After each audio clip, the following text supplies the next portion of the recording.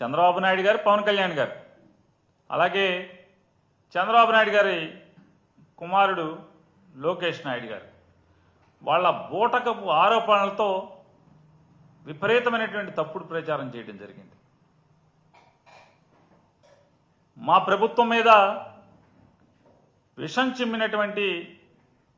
ఈ కూటమి నాయకులు చంద్రబాబు నాయుడు గారు, పవన్ కళ్యాణ్ గారు, అలాగే లోకేష్ నాయుడు గారు గడిచిన 10 నెలలుగా వారి ప్రభుత్వం ఏర్పాటు చేసుకున్నటువంటి 10 నెలలుగా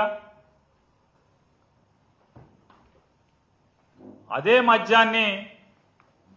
గ్రామాలలోని పచ్చ చొక్కా నాయకుల మొదలు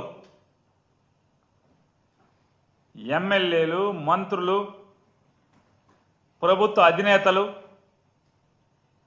నీతి గాని లజ్జ గాని ఈషన్ మాత్రం లేకుండా మద్యాన్ని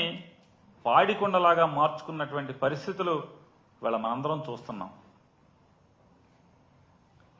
వైఎస్ఆర్ కాంగ్రెస్ పార్టీ ప్రభుత్వం ఉన్నటువంటి చివరి సంవత్సరంలో మరీ నీచంగా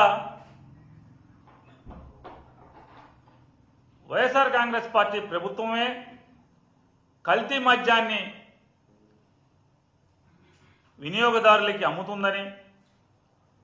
చంద్రబాబు నాయుడు గారు, పవన్ కళ్యాణ్ గారు, లోకేష్ గారు పచ్చ ఛానళ్లు, పచ్చ పత్రికలు పెద్ద ఎత్తున తప్పుడు ప్రచారం చేసిన సంగతి మనందరం కూడా ఇంకా మర్చిపోలేదు.